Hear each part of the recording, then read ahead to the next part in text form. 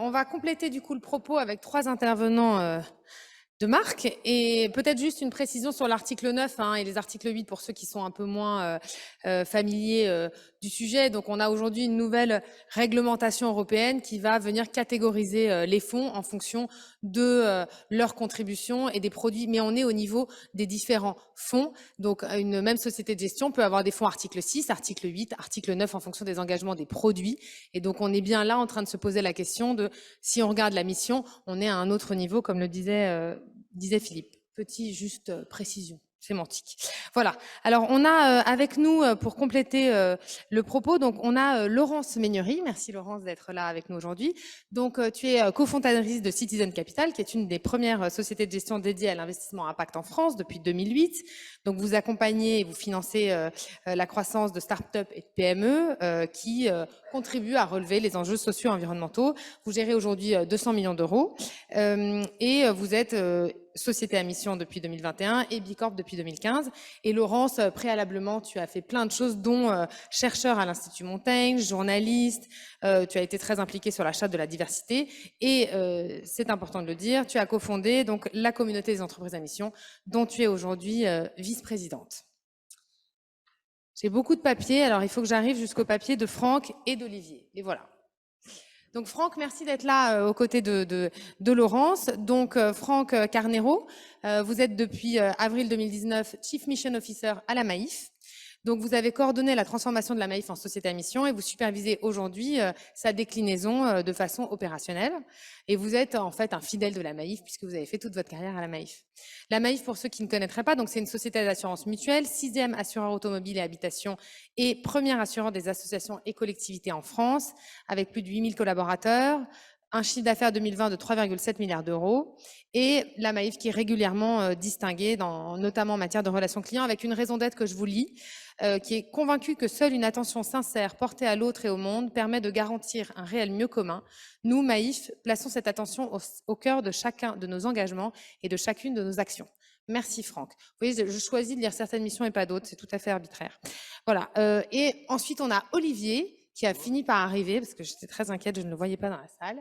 Donc Olivier Deguerre, merci d'être là. Après 20 ans donc, dans la finance de marché et la gestion d'actifs, donc Olivier a créé Fitrust, qui est une société de gestion qui a une particularité, c'est que vous investissez aussi bien dans les entreprises cotées, pour qu'elles fassent évoluer leurs pratiques ESG, donc on est plutôt sur la RSE, pour faire le lien avec ce que disait Philippe et précédemment Alain, et puis auprès évidemment aussi d'entreprises sociales innovantes pour leur donner les moyens financiers et humains de changer d'échelle. Et là, c'est Fitrust partenaire.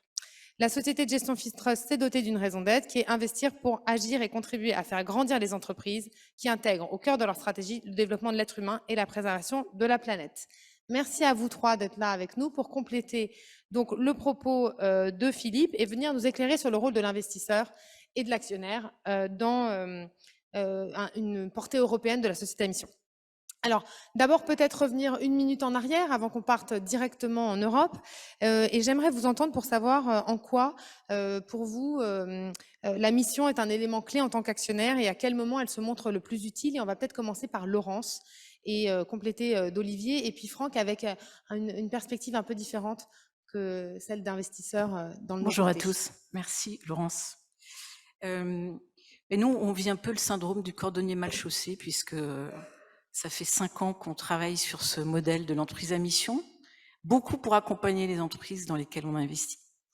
Et en fait, ça fait que depuis 2020 qu'on se penche vraiment sur notre propre cas. Et en fait, le passage en société à mission pour une société de gestion comme nous formalise en fait la réponse à des questions qu'on se pose depuis des années, et j'en citerai juste 3. La première, elle est très proche de ce que tu disais, Philippe. En fait, Thierry nous disait le capital ou la finance, c'est tout se joue là. Moi, j'aime bien parler de capital, puisqu'on est des capitaux investisseurs. On sait que c'est un puissant levier de transformation, et pourtant, il y a, à part presque ceux qui sont à côté de moi, là, et ici, je connais très peu d'investisseurs qui se posent la question de leur contribution au monde en tant qu'acteur financier. C'est-à-dire c'est une question totalement nouvelle, de se poser la question en tant qu'entité, que personne morale, se dire à quoi je contribue, à quoi je sers.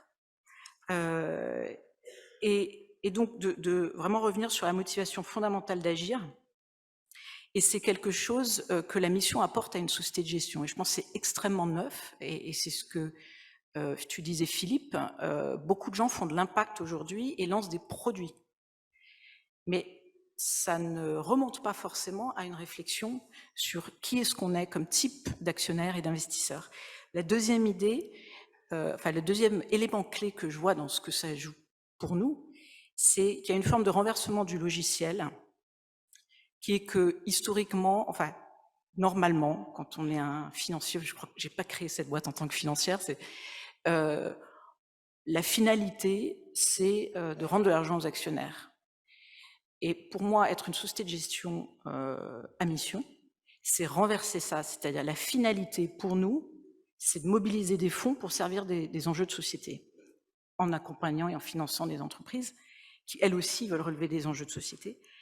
Et donc, le moyen, la rentabilité financière, ce qu'on est capable de rendre aux gens qui nous confient de l'argent, c'est un moyen extrêmement nécessaire et utile, parce que si on ne rend pas d'argent, on risque de ne pas être très pérenne. Mais néanmoins, le renversement de ça détermine énormément de décisions stratégiques pour l'évolution d'une société de gestion. Et nous, on le voit déjà dans l'équipe, on se pose des questions différemment. Est-ce qu'on veut des fonds toujours plus gros, qui financent des entreprises toujours plus grosses, ou est-ce qu'on veut aussi être capable de faire un fonds dans l'agriculture pour servir des projets portés par des agriculteurs, parce qu'on pense que ça répond à un besoin profond, par exemple. Et puis, troisième élément, c'est que j'ai le sentiment que l'actionnaire investisseur devient une partie prenante comme une autre. Et on est en train de... Et ça aussi, la mission le confirme. C'est-à-dire qu'on est en train de sortir de ce dualisme stakeholder-shareholder, où vous avez d'un côté l'actionnaire et puis tous les autres de l'autre côté. Et en fait, on est en train je pense, l'avenir de l'investisseur est de reprendre un peu de modestie, parce qu'il sait que les parties prenantes sont de plus en plus déterminantes dans la création de valeur. Et l'exemple des collaborateurs, par exemple, à quel point c'est devenu une denrée rare d'attirer des gens chez soi qui ont envie de se lever le matin pour aller dans une entreprise et y rester. On sait que tout ça, la mission va être un levier extraordinaire, y compris en termes de création de valeur stratégique pour nous tous, je pense. Donc, c'est faire évoluer l'investisseur pour qu'il soit plus un agent neutre, qu'il prenne sa pleine responsabilité au niveau de la société, et avec modestie. J'ai bien aimé ce mot, donc je le relève. Est-ce que tu veux compléter le point de Laurence, peut-être, Olivier, avant qu'on regarde le cas de la Maïf qui va nous apporter sa casquette de gestionnaire d'actifs? Je peux le compléter en disant que nous sommes devenus entreprise à mission parce qu'en fait, nous nous sommes rendus compte qu'on était depuis le début. Fitrust a été créé par des rencontres. Une première avec des personnes qui étaient intervenues au moment de l'ERICA, de Total, et aucun actionnaire n'avait bougé par rapport à la direction de Total. Et en tant qu'actionnaire, on s'est rendu compte que nous avions un rôle à jouer, qu'on ne pouvait pas se permettre de se dire « je suis actionnaire de Total » et puis bah, « c'est pas grave, l'ERICA ». Et donc on a créé depuis 2003 une SICAV d'engagement actionnarial où on fait de l'engagement actionnarial auprès de 40 sociétés du CAC 40 tous les ans sur des questions environnementales, sociales et de gouvernance, pour leur poser des questions, dire qu'est-ce que vous faites, comment vous évoluez, quel est votre projet d'entreprise. Et par exemple, l'année dernière, on a posé aux 40 entreprises du CAC 40, on y reviendra peut-être tout à l'heure, est-ce que vous pensez devenir entreprise à mission? Et nous avons monté, parce qu'on a fait une rencontre aussi avec un entrepreneur social, nous avons monté des fonds d'investissement sociaux et solidaires pour financer ces entrepreneurs sociaux. Et donc, en fait, c'est exactement ce qui a été dit précédemment par les précédents intervenants, on a réinversé le rôle de la société de gestion ou du financier. On n'est pas là pour avoir des capitaux qu'on va gérer pour avoir un meilleur TRI, on est là pour, ayant identifié des besoins, essayer de trouver les moyens de les financer le mieux possible pour qu'ils arrivent à se développer et on dirait aujourd'hui accroître leur impact, ce qu'on ne disait pas à l'époque. Et alors, du coup, on a envie d'avoir la statistique de réponse, forcément. La question posée aux 40, quelle a été la réponse? La réponse posée aux 40 a été très faible. Très faible. On avait posé la question pour rebondir un peu par rapport à ce que était dit précédemment, parce que, on pense que dans ce qu'on vit aujourd'hui, il faut réinventer l'entreprise, donc la mission peut-être un moyen de les réinventer. 2, il faut attirer les talents, parce que les talents ne viennent plus si vous ne donnez pas de sens. Et 3, ce qui a été dit précédemment, il faut absolument que les investisseurs aient une vision de très long terme. Et que si vous leur donnez une mission, une vision, ils peuvent se réapproprier une vision à long terme et puis être court terme. Alors pourquoi il y a eu des réponses, on a beaucoup discuté avec des dirigeants du CAC 40, les réponses principales, ça a été dit principalement, c'est de dire « mais nous sommes là pour servir un rendement à l'actionnaire, et si jamais nous avons une mission, comment allons-nous arbitrer entre l'objectif de la mission et le rendement financier ?» Et le vrai sujet, on le trouve ici, c'est-à-dire que de faire prendre conscience aux dirigeants d'entreprise que la mission va leur redonner une capacité à redévelopper leur entreprise sur un nouveau projet qui donnera de la rentabilité aux actionnaires, parce que c'est l'objectif, mais de ne pas se dire ma priorité c'est le rendement aux actionnaires. Et je crois que c'est là où c'est pour ça aujourd'hui qu'il y a si peu de dirigeants qui ont, je dirais, répondu à cette question de la mission, notamment dans les entreprises cotées. Mais c'est pas étonnant parce qu'on regarde, si vous vous rappelez les débats avant la loi Pacte, c'était absolument étonnant la crispation des uns et des autres par rapport à cette question de l'entreprise à mission quand il s'agissait de le mettre dans la loi. Du coup, c'est un peu la poule et l'œuf parce que le dirigeant renvoie à l'actionnaire qui renvoie au dirigeant. Alors c'est pas la poule et l'œuf parce que beaucoup d'entreprises ont pris conscience qu'il fallait qu'elles fassent évoluer leur business model. Et je pense que ce qui a été dit tout à l'heure, il faut aussi que les investisseurs se rendent compte qu'ils doivent faire évoluer la manière dont ils investissent dans les entreprises. Et ce qui a été dit précédemment, c'est exactement ce qui est en train de se passer. Il y a partout de nombreuses sociétés de gestion ou investisseurs qui changent leur manière d'investir dans les entreprises. Merci. Franck, peut-être une illustration de comment la mission aujourd'hui, elle influence la politique d'investissement de la Maïf. De mémoire, la Maïf donc a 20 milliards d'euros sous gestion, donc c'est un vrai levier. Et donc c'est intéressant de savoir comment voilà, votre mission, elle s'infuse dans votre gestion d'actifs. Oui, en fait, donc en tant qu'assureur vie, on a de l'épargne, on collecte de l'épargne et on la place. Et puis en tant qu'assureur IARD, on a aussi des cotisations à placer en attendant que les sinistres arrivent. Donc on a effectivement 20 milliards d'euros à placer, un peu plus. Et en tant qu'entreprise à mission, forcément, on a envie de placer dans une économie qui est elle-même engagée. Bien évidemment, c'est l'argent de nos sociétaires, donc on attend une certaine rentabilité financière, il ne faut pas se le cacher, mais on veut intégrer des critères d'entreprise engagée. Donc ça irrigue en fait l'ensemble de nos choix. On est essentiellement aujourd'hui sur des outils de type analyse ISR, c'est assez classique, mais par contre on fait partie des pionniers. On a en moyenne 88% de nos investissements qui sont ISR quand le marché est plutôt aux alentours de 75%. Donc on est vraiment engagé sur ce sujet. Et maintenant, on se rend compte que ça commence à se propager dans l'ensemble de l'économie. On sent qu'il y a un effet de levier qui vient de certains pionniers, mais aussi qui vient de la réglementation européenne avec le Green Deal, avec la taxonomie, etc., etc. Donc on sent bien cette convergence de forces qui nous amène à être de plus en plus engagés dans nos choix. Et peut-être prendre un petit exemple pour illustrer très concrètement ce que ça veut dire être entreprise à mission pour une entreprise comme la Maïf. Donc nos investissements représentent à peu près les 3/4 de nos émissions de gaz à effet de serre. Et donc nous, on a fait le choix, notamment en lien avec la double matérialité qu'évoquait Philippe tout à l'heure, d'avoir une gestion financière qui observe comment on peut participer à travers nos investissements en tant qu'investisseur institutionnel à une atténuation du dérèglement climatique. Et donc là, on passe au crible l'ensemble de nos investissements à travers ces nouveaux critères.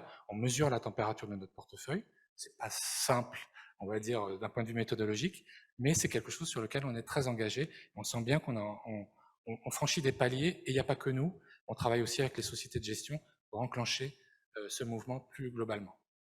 Merci. Donc effectivement, une stratégie climat, parce que si c'est 3/4 effectivement de vos émissions de CO2 dans votre portefeuille, c'est quelque chose de très important à regarder.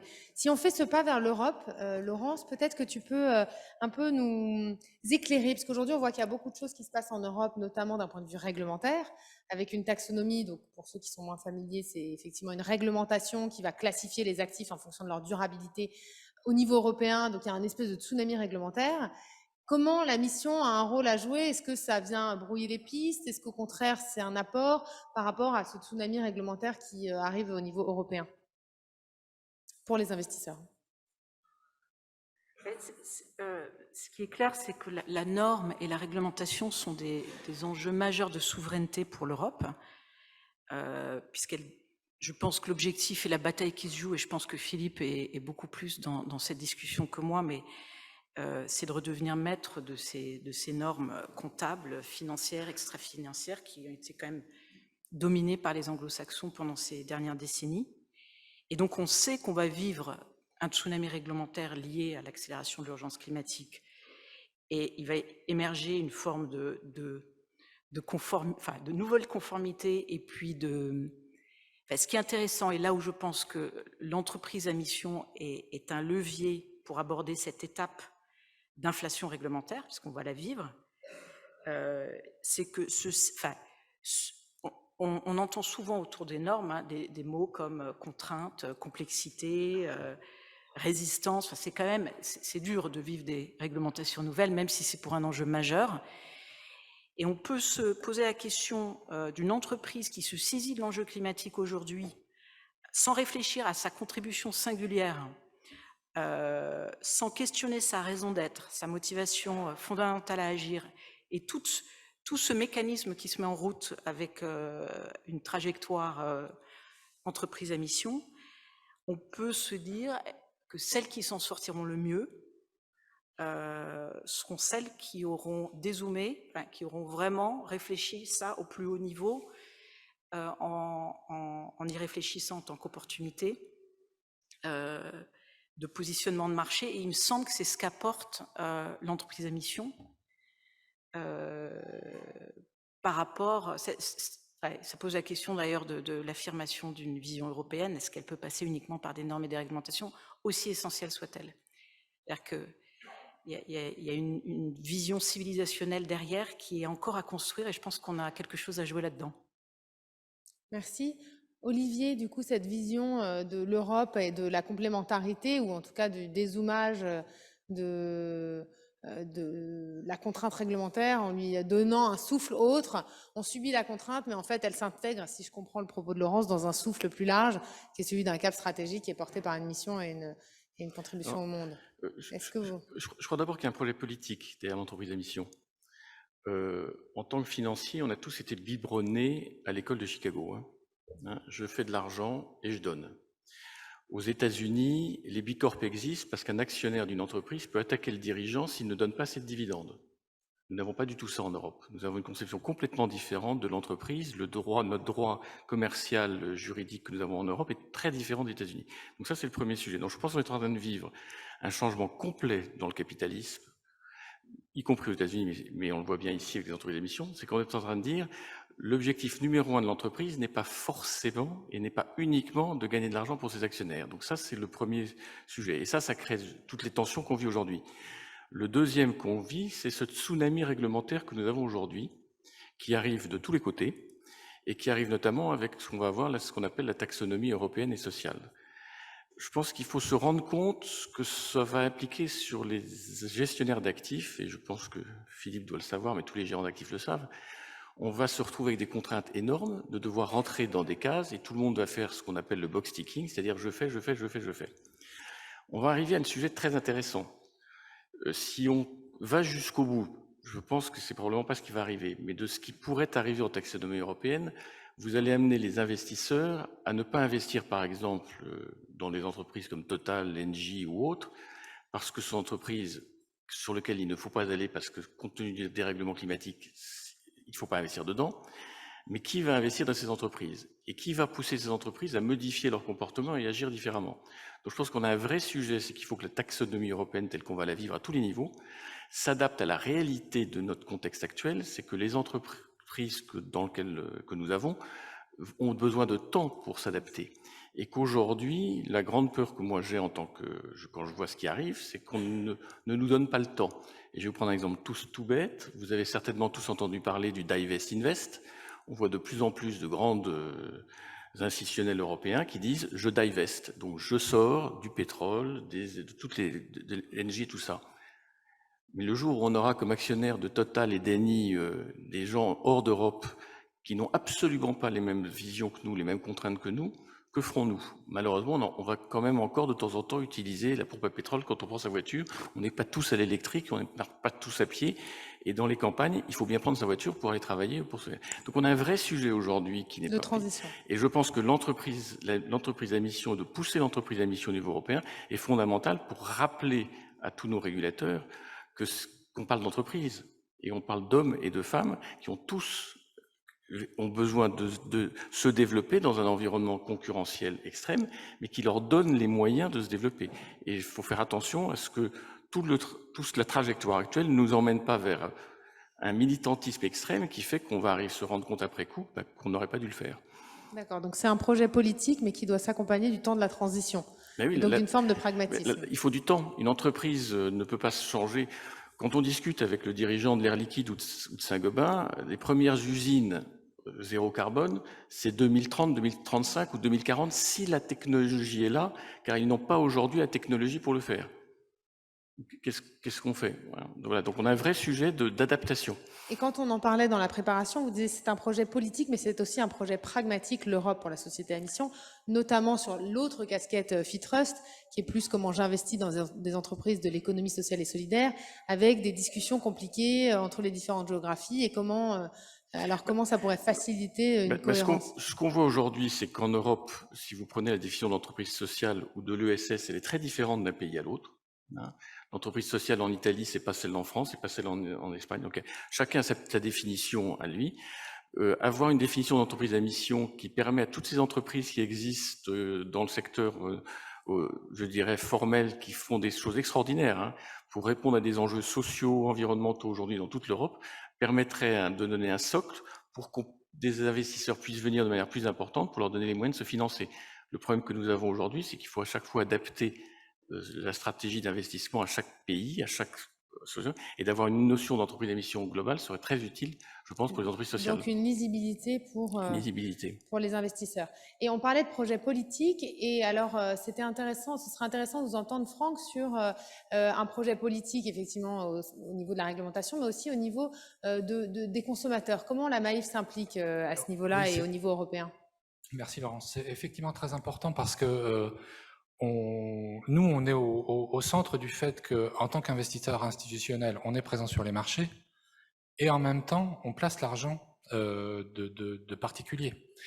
Et donc, comment aussi enclencher le mouvement pour faire en sorte que ça ne soit pas qu'un sujet d'investisseur institutionnel, mais qu'aussi le dernier maillon de la chaîne, ou le premier, tout dépend comment on le prend d'ailleurs, soit complètement impliqué, qu'il investisse en connaissance de cause, qu'il soit à l'aise aussi avec des choix qu'on peut lui proposer, et faire en sorte que lui-même, par ses actes de consommation, qu'il soit épargnant ou d'ailleurs consommateur de biens, il puisse enclencher lui aussi cette dynamique à son niveau.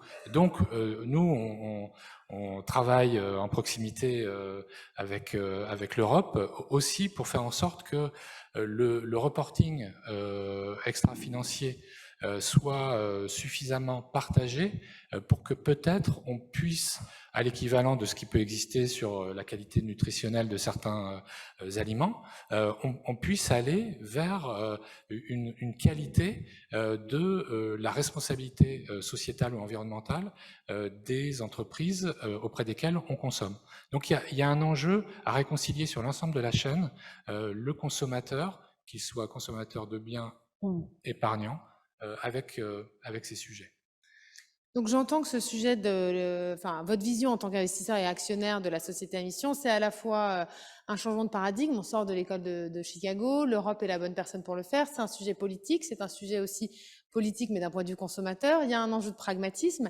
Alors donc tout ça c'est des bonnes raisons pour pousser effectivement la société à mission de votre point de vue d'investisseur au niveau européen, mais pourquoi est-ce que l'Europe finalement serait, et c'est la même question que j'ai posée à la table ronde précédente, pourquoi est-ce que l'Europe serait la bonne échelle selon vous?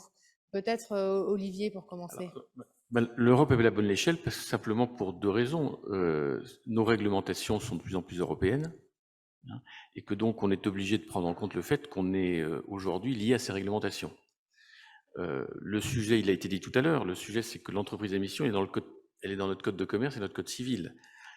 Si vous prenez B Corp, c'est pas dans le code de commerce américain ni dans le code civil américain, donc c'est plus compliqué d'arriver à bâtir, je dirais, un régime européen d'entreprise à mission. Et donc, il faut effectivement travailler pour voir comment arriver à le faire. Mais c'est clair qu'aujourd'hui, toutes les évolutions que nous avons, elles sont réglementaires, elles sont européennes. Donc, je vais prendre une comparaison toute simple.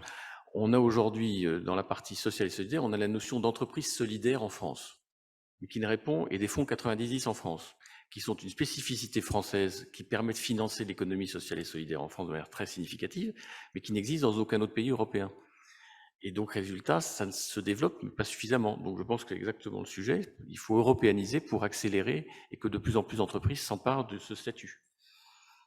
Et il y avait un sujet de droit social aussi qui, au niveau européen, est déjà dans la... Peut-être que c'est aussi ça qui, dans le capitalisme européen, les obligations fiduciaires qui ne sont pas les mêmes qu'aux États-Unis, donnent une pertinence à l'Europe. Ça, c'est l'autre sujet, c'est qu'on compare toujours aux États-Unis, mais on n'a pas du tout le même régime social en Europe et aux États-Unis. Nos salariés sont beaucoup plus protégés en Europe qu'ils ne le sont aux États-Unis. Les règles de fonctionnement sont totalement différentes.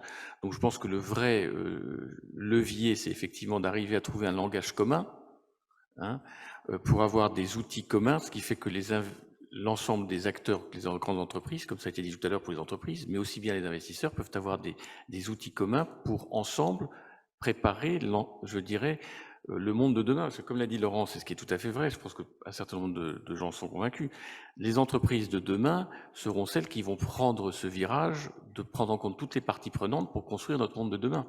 Et que celles qui ne seront pas capables de le faire, ne le seront pas. Je prends un exemple tout simple. Total entre Total 2015-2016 et Total aujourd'hui, c'est plus la même entreprise. Nous avons eu énormément de discussions très très complexes avec Total sur les questions environnementales, très complexes, pendant une dizaine d'années.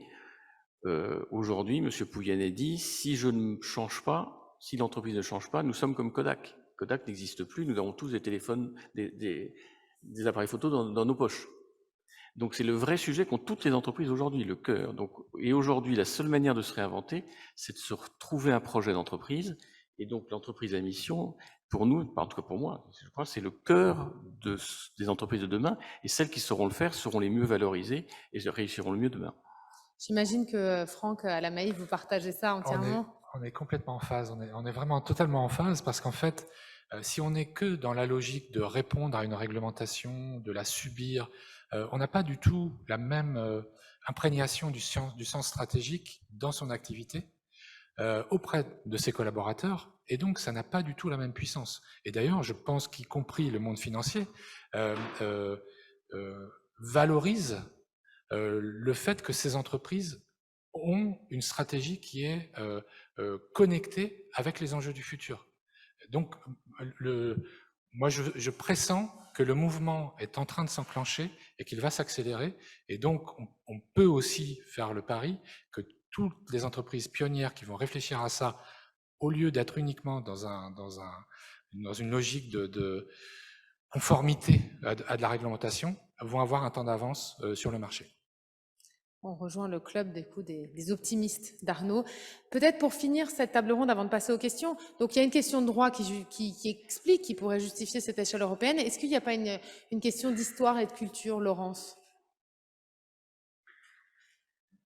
Oui, en fait, quand on regarde l'histoire de l'Europe, il y a plein de choses qui ont été dites, en fait, mais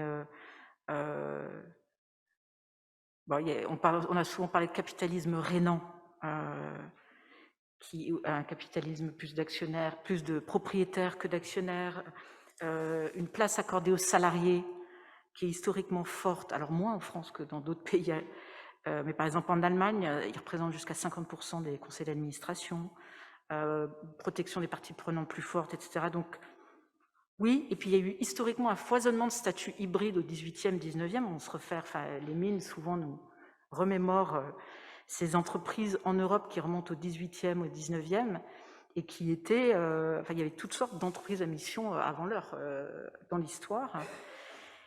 Et ce qu'on note, ce que je trouve intéressant aussi, c'est que quand on regarde ce que dit l'Europe, et en fait, je me posais la question de ce terme de capitalisme responsable, que Jean-Dominique Sénard et Nicole Notin emploient beaucoup, qu'on entend, et en fait, c'est quoi le capitalisme responsable? Et je me pose parce que quand je relisais le rapport de l'Institut Montaigne qui est sorti, Capitalisme responsable, une chance pour l'Europe, eux, ils définissent 3 choses pour dire qu'est-ce que le capitalisme responsable. C'est la prise en compte du long terme, c'est la réduction des externalités négatives, et c'est un comportement éthique, qui n'est pas complètement décrit d'ailleurs. Est-ce que, il me semble que l'ensemble du monde va s'approprier, enfin, le sujet de la responsabilité, ça va être un sujet, c'est un combat politique, donc je me dis, est-ce qu'on n'a pas allé un cran plus loin sur la notion de contribution et la question que je me pose, c'est que c'est le récit en fait, c'est quel récit l'Europe va être capable de proposer à des citoyens qui aspirent à autre chose que ce qu'on vit aujourd'hui. Et il me semble que l'entreprise à mission a quand même on a un socle de pensée que je trouve très robuste, hein, grâce à plein de gens ici et ailleurs. Et on peut contribuer, je pense, à créer un narratif européen. Alors, il y a plein de portes d'entrée possibles. On a parlé de la société européenne. Apparemment, ce n'est pas un énorme succès. On pourrait imaginer rentrer... Il y a quand même 3000 entreprises qui ont un statut de société européenne aujourd'hui. Est-ce que c'est une clé d'entrée pour une option, peut-être, entreprise à mission européenne? Mais il me semble qu'on peut apporter au récit, là où on entend beaucoup de débats sur la norme et la réglementation. Et donc aller plus loin que le capitalisme responsable, vers un capitalisme contributif, où on revient du coup au point d'Alain en introduction. Merci beaucoup à tous les trois. On va laisser le temps de quelques questions. Est-ce qu'il y a des questions ou des remarques? Une petite remarque.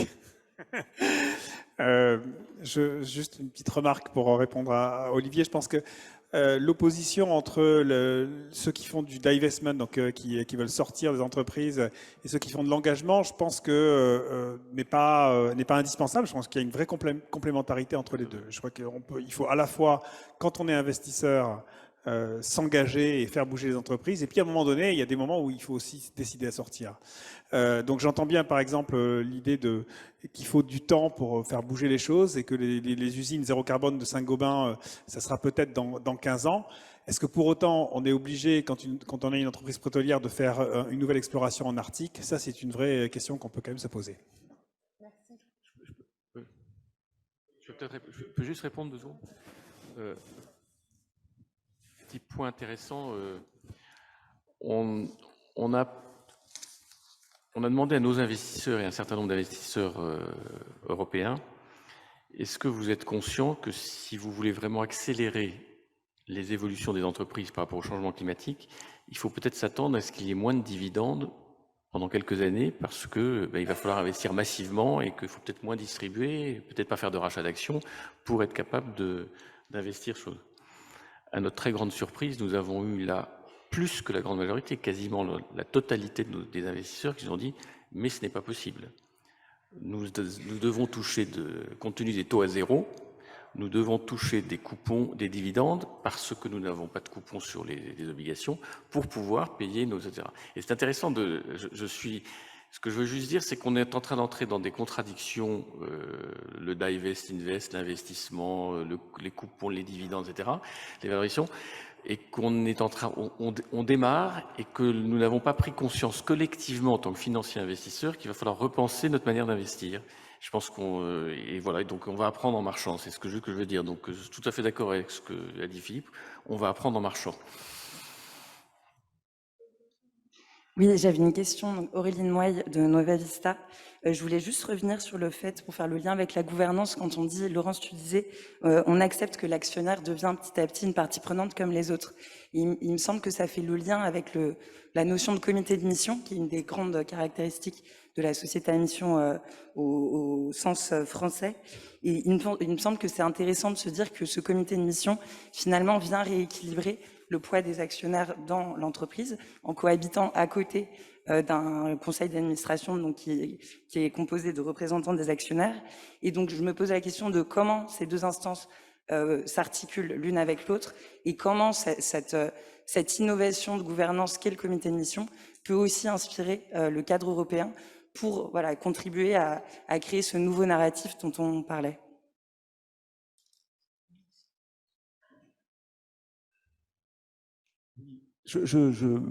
je rebondissais sur la discussion sur la notion de long terme, et comme on a introduit un certain nombre d'auteurs et de références, on peut se demander qu'est-ce qui a bien pu introduire cette notion.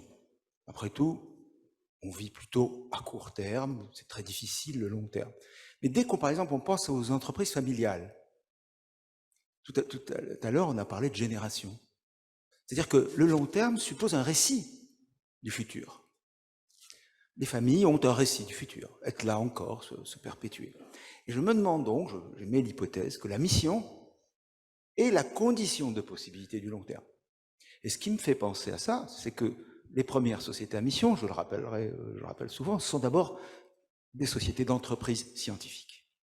C'est-à-dire que la science avait introduit l'idée qu'il fallait du temps, de la maturation, et bien sûr était accompagnée la notion de progrès, voire de perfectionnement chez les grands auteurs de l'époque. Donc je vous suggère peut-être que nous travaillions à montrer ensemble que le long terme c'était assez abstrait, ça ne voulait pas dire grand-chose. En revanche, une mission, ça donne du sens à cette profondeur du temps. Voilà, petite suggestion. Merci beaucoup. Est-ce qu'on peut répondre aussi à la question du coup de l'articulation entre des instances, un conseil d'administration, un comité de mission, et comment se parle finalement une instance où le comité de mission l'actionnaire est une partie prenante parmi d'autres, et peut-être une instance où il est un peu plus, voilà, Laurence ou Olivier ou Alors Franck. moi, je pense qu'il n'y a pas qu'une seule réponse. Il y a beaucoup de situations différentes. Des sociétés ont fait le choix, et c'est le cas pour la Maïf, d'avoir des représentants des sociétaires. Nous, on est une mutuelle, donc on a des représentants des sociétaires dans le conseil d'administration, mais on a aussi des représentants des sociétaires dans le comité de mission. Mais on n'a pas que ça. Dans le comité de mission, on a aussi des personnalités extérieures, on a aussi des salariés, on a aussi un membre de la direction générale. Donc on essaie de faire parler l'ensemble de nos parties prenantes. Mais je pense qu'il y a des choix qui peuvent être différents dans différentes sociétés. Et en tous les cas, l'impression que j'en ai, pour avoir un peu partagé dans la communauté, c'est que établir des ponts de communication entre le conseil d'administration, qu'on soit sur une société par action ou une société de personnes, et le comité de mission, c'est sans doute un axe intéressant pour nourrir les débats, les dialectiques, le challenge croisé par rapport notamment à la stratégie. Merci. Est-ce qu'il y a des éclairages complémentaires sur ce point-là? J'aurais pu rebondir sur la remarque d'Armand. Sur le long terme. Oui, le long terme, enfin, l'aspect très concret pour moi d'une proposition, par exemple, de fonds à long terme, c'est que c'est extrêmement difficile d'attirer des financiers sur une période très longue. Et on est en train d'essayer en ce moment, avec un projet de portage de foncier agricole qui est sur 30 ans.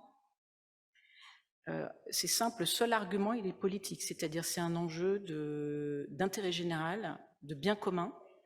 Et donc, c'est des gens qui viennent dans une approche de quasi non-rémunération. Donc, c'est extrêmement difficile, moi, je trouve. Enfin, nous, on est déjà considéré long terme à 10 ans, mais effectivement, Thierry, vous disiez 10 ans, enfin, 7-10 ans, c'est pas si long.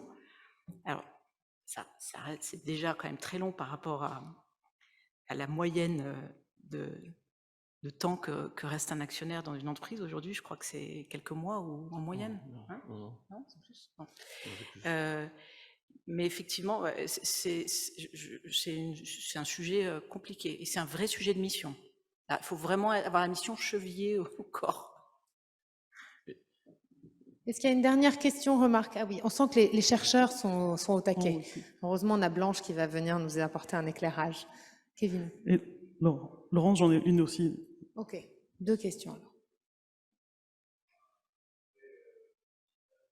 En fait, j'étais très sensible à l'argument d'Olivier Deguerre sur le fait qu'une sorte de statut un peu standardisé de mission pouvait aussi être un socle sur lequel les investisseurs se retrouvent sans avoir à évaluer d'un pays à l'autre finalement c'est quoi les différences, etc. C'est un argument qui a été aussi utilisé aux États-Unis. Je me posais la question d'une autre fonction. On a beaucoup entendu, je parle un peu de l'éléphant au milieu de la pièce que tout le monde a en tête, on a beaucoup entendu parler par exemple Larry Fink, le PDG de BlackRock, du purpose ces dernières années, en disant il faut absolument que les entreprises se donnent un purpose, etc.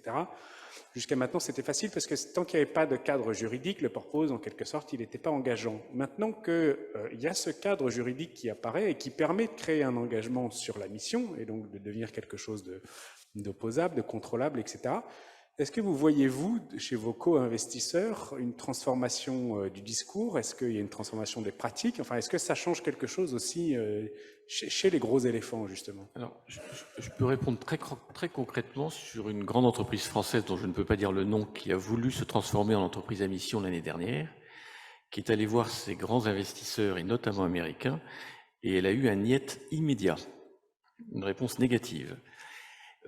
Parce que pour ces grands investisseurs américains, il n'était pas question d'entendre de se transformer en purpose, ça pouvait amener à ce que plus tard, il y aurait moins de rendement financier à terme. Donc je pense qu'il y a, ce qui a été dit plus tôt dans cette réunion, il y a un très gros travail à faire d'expliquer qu'est-ce que c'est que la mission et en quoi ça peut être créatif de valeur pour l'entreprise. Hein.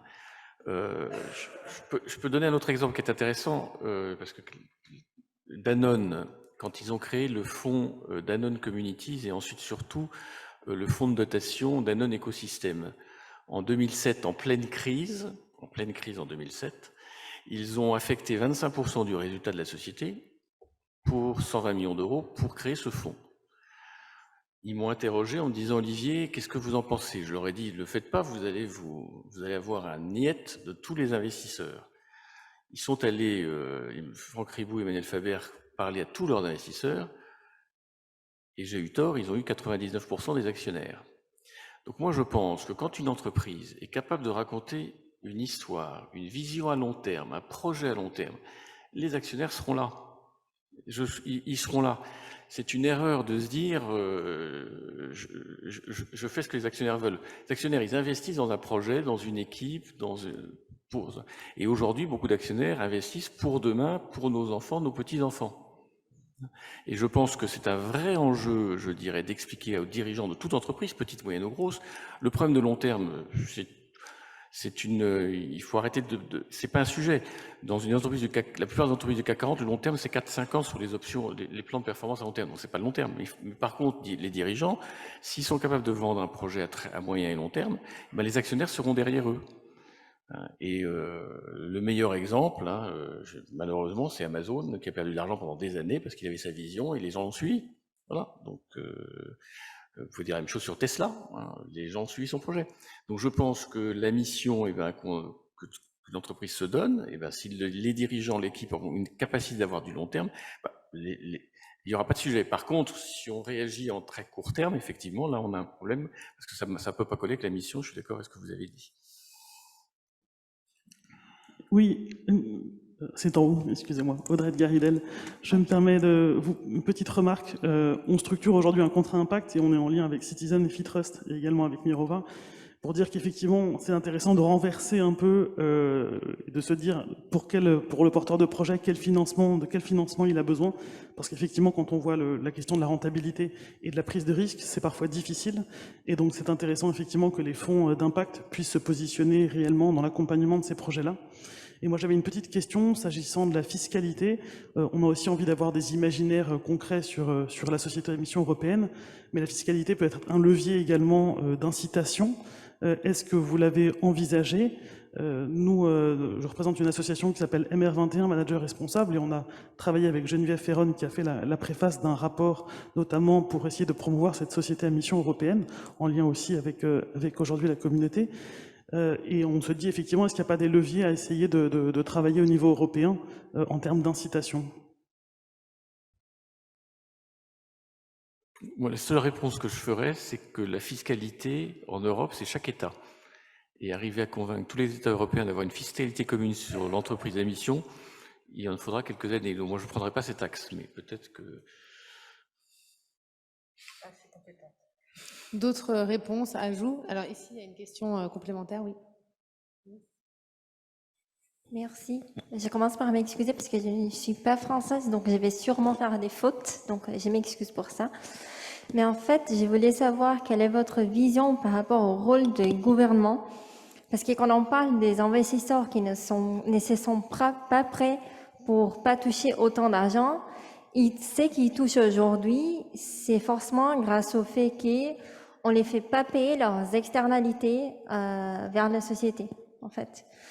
Et nous, en tant qu'entreprise à mission, parfois on va accepter de toucher moins d'argent, de faire moins de profit parce qu'on croit que c'est notre obligation de rendre quelque chose à la société, au moins de ne pas abîmer.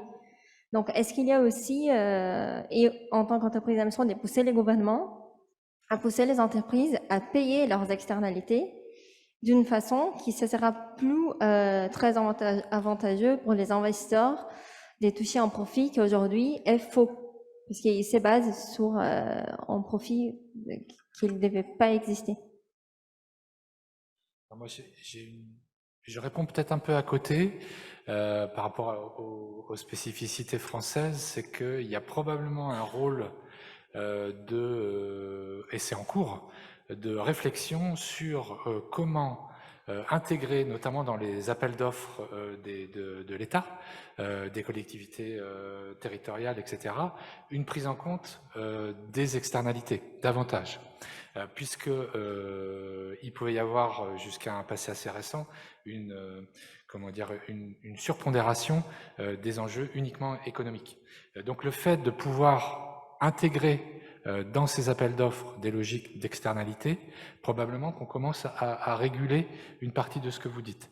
Après, il y a aussi des travaux sur les comptabilités multicapitaux, où on commence à intégrer des coûts aux externalités négatives. Mais je suis pas un expert, donc je peux pas aller bien loin sur le sujet, mais c'est peut-être aussi un sujet intéressant pour faire en sorte que les comptes des sociétés traduisent de plus en plus ces externalités et intègrent ça dans la comptabilité des entreprises. Tout ce qui est autour de la triple comptabilité, de la capitalité, enfin voilà, comptabilité immatérielle sur comptabilité effectivement environnementale, sociale, etc.